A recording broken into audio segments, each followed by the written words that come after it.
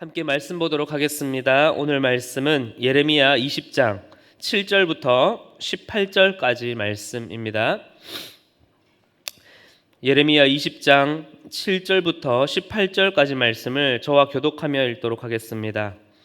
여호와여, 주께서 나를 권유하심으로 내가 그 권유를 받았사오며 주께서 나보다 강하사 이기셨으므로 내가 조롱거리가 되니 사람마다 종일토록 나를 조롱하나이다.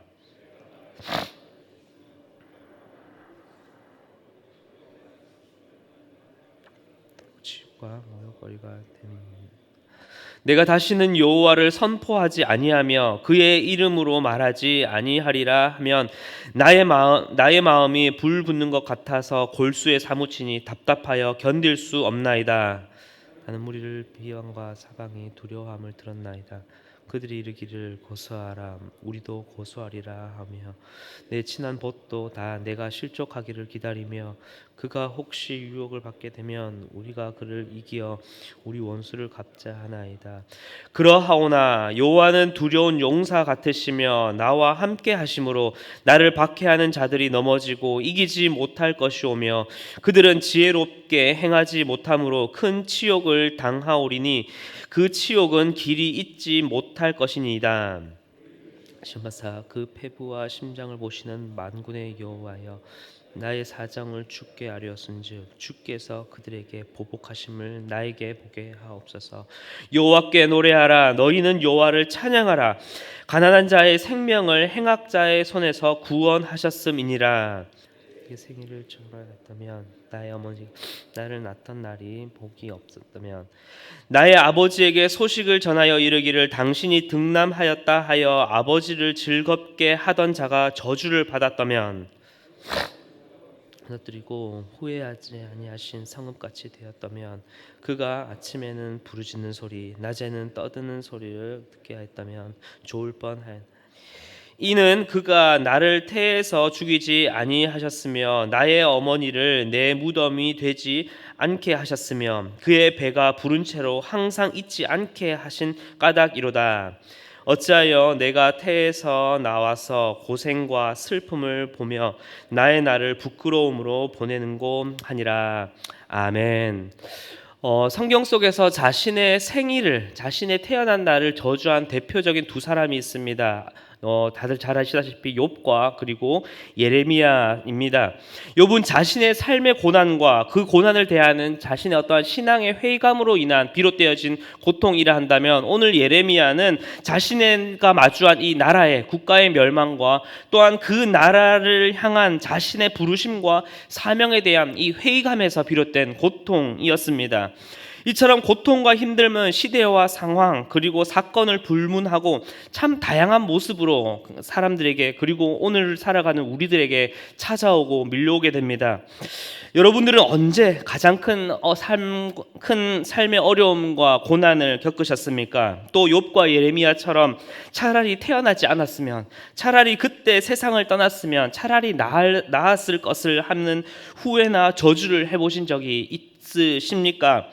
조금 더 여러분의 말씀의 묵상에 조금 더 접근에 도움이 되고자 제 개인적인 이야기로 조금 말씀을 나누자면, 저 또한 제 삶을 저주하면서 차라리 그때 그 일이 일어나지 않았고 그때 그 선택과 그 결정을 하지 않았더라면 하는 생각을 했던 적이 있었고, 또 어찌 보면 지금도 여전히 저는 그렇게 살아가고 그러한 선택 가운데 살아가고 있습니다. 당장 2주 전에도 저희 첫째 주한이 건강이 좋지 않아서 일주일 정도 입원을 하게 됐는데, 제가 그 보호자로 아이를 데리고 좀 가게 되었습니다. 7년 동안 이 아이가 아프고 지금까지의 그 과정을 다 어떻게 설명하고 어떠했다 이야기를 드릴 수는 없겠지만, 7년이라는 시간 동안 아이가 아픈 상황을 마주를 하게 되고, 또 그렇게 마주하게 되면은 병상에서 또 그렇게 그 자리에서 또다시 저는 괜찮겠지, 별일 없겠지 라고 하면서 그렇게 씁쓸해하면서 그렇게 하루하루를 그 아픈 시간을 태연하게 또 그렇게 태연하게 보내고자 했던 제 모습을 마주하게 됩니다. 그리고 또 다른 한편으로는 제게 맡겨진 이 사역을 제대로 하지 못하다 보니 함께 하시는 우리 동역자분들과 그리고 우리 모든 성도님들께 혹시나 폐를 끼치는 것이 아닌가, 또 제 공백으로 인해 자칫 제 사역에 어떠한 소홀해 보이는 모습이 보여지진 않을까 하는 미안함과, 또 그렇게 죄송하다라는 말로 그렇게 또 넘어가야 하는 그 상황을, 두 모습을 가정과 사역의 현장 속에서 또 마주하게 됩니다. 그 두 마음 사이에서 저는 그렇게 또 7년 동안 언제나 그러했듯 이런 상황이 생기면 이렇게 하면서까지 꾸역꾸역 사역을 해야 하나, 그게 맞는 것일까 하는 수많은 회의감과 또한 흔들림을 맞게 됩니다. 그렇게 7년째 또 반복되는 힘듦과 또 반복하는 저의 말은 이 예레미야의 말처럼 차라리 그때 그 일이 일어나지 않았더라면, 차라리 그때 이렇게 했더라면, 그때 다른 선택과 다른 결정을 했더라면 하는 후회 아닌 후회와 저주 아닌 저주를 하곤 합니다. 그렇게 저는 날마다 또 그렇게 한 아이 앞에서 그 가정에서 저의 연약함과 부족함을 마주하게 됩니다. 저의 사담이었지만은 우리 성도님들의 삶에도 또 다른 분야에서, 또 다른 상황에서, 또 다른 시기와 그 때에 저와 우리 서로가, 또한 내 가정 또한 알지 못하는 힘듦과 지침 속에서 이러한 후회와 또 저주, 아픔을 가지고 계신 분들이 분명 있으시리라 생각합니다. 오늘 예레미야 또한 그러합니다. 지난 말씀 1절에서 6절까지 말씀을 보게 되면 그저 하나님의 말씀에 순종하여서 이 유다 백성과 그 땅을 향한 하나님의 심판을 예언했다는 그 이유와 그 모습 하나만으로 성전 총감독이었던 바술에 의해서 매질을 당하고 그렇게 감옥에 갇히게 됩니다. 너무나도 억울하지 않습니까? 이뿐 아니라 온 백성들과 세상 속에서 또 친한 벗에게 마저 실족당하고 온갖 치욕과 모욕을 당했던 모습입니다.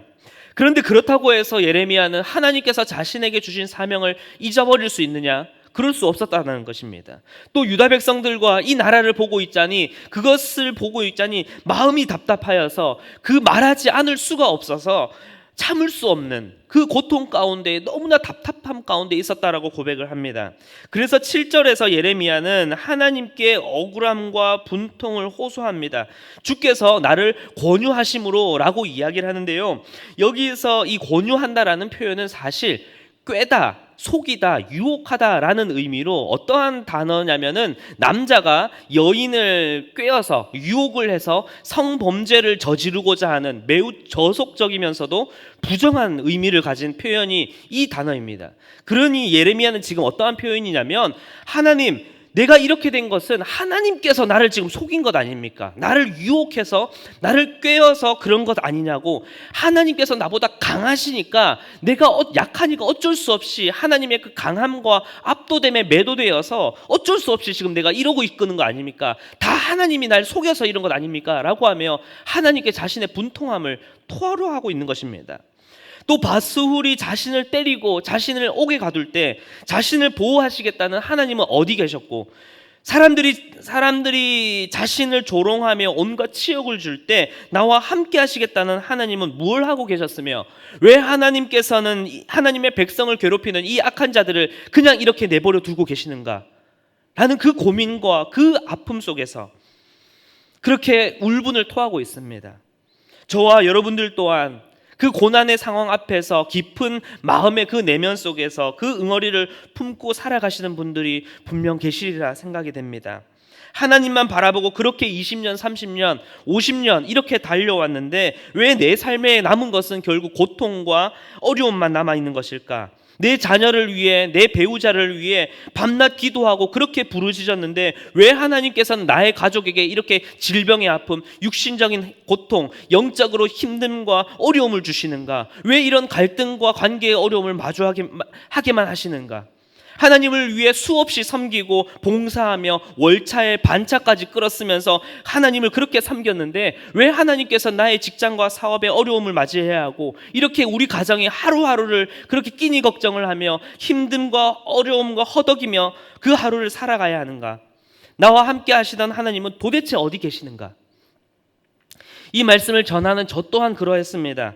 하나님께서 나를 부르시고 나를 사용하시겠다고 하셨는데 왜 제 가정과 제 자녀에게는 여전히 오늘 하루도 끝나지 않는 어려움을 주셔서 사역을 더 잘할 수 있는 여건을 열어주시기는커녕 사역에 더 시간을 쓸 수 없게 만드시고 더 잠자지 못하고 더 육체적인 필요와 재정적인 어려움 가운데 허덕이게 하셨을까라고 하는 그러한 질문을 하면서 저와 우리 여러분들은 그렇게 우리는 오늘을 허락하신 그 오늘 하루의 현장 가운데에 또다시 후회하고 또다시 저주하며 살아갈 때가 있습니다.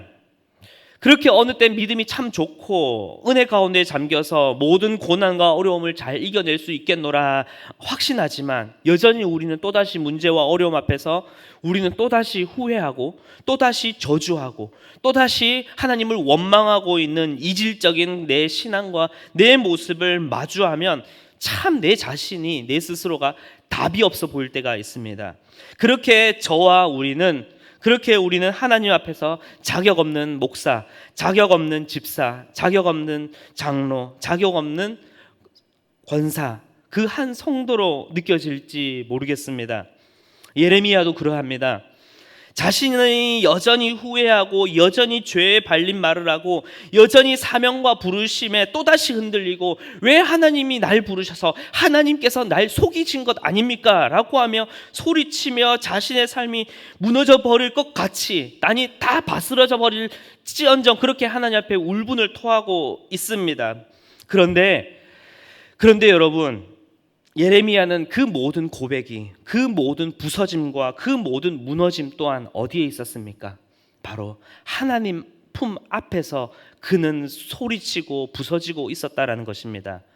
욥도 예레미야도 성경에 등장하는 수많은 믿음의 선진들도 여전히 우리와 똑같이 쓰러지고 넘어지고 후회하고 저주하며 그렇게 살아갔습니다. 그러나 그들이 달랐던 한 가지의 선택은 무엇이냐? 그들은 살아계신 하나님을 앞에서 떠나지 않았다라는 것입니다. 울어도 하나님 앞에서 울고 후회를 해도 하나님 앞에서 자신의 삶을 토로하며 후회를 하였고 저주를 해도 하나님 앞에서 저자를 저주해달라, 저자를 죽여달라라고 말하며 저주를 했던 자들이 바로 믿음의 선진들이었습니다. 그리고 예레미야였습니다. 사랑하는 성도 여러분, 화가 나고 억울하며 내 인생이 후회가 된다면 마음껏 후회하시고 마음껏 저주하고 마음껏 욕하셔도 괜찮다라고 말씀드리고 싶습니다. 그러나 단 하나 절대적으로 기억하셔야 합니다.